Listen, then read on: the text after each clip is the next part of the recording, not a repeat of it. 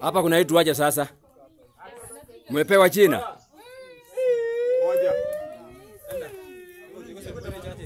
Eh?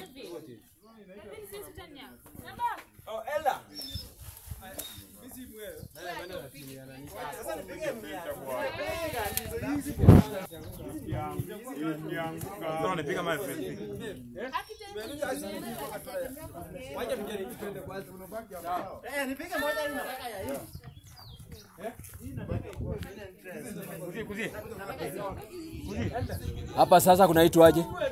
Hapa ni kwa Maragoli. Kwa Maragoli? Hii kefu inaitwaje? Ngoma ya Maragoli. Hapa ni ngoma. Ngoma. The church is called Mungoma. It gives the name Mungoma. Ngoma. Ngoma. Oh, hapa ni Bungoma. Bungoma. Yaani ngoma. Oh. Sasa hii ni ngome ya Bungoma. Twende. Tunaingia ndani? Hiyo. Piga moja.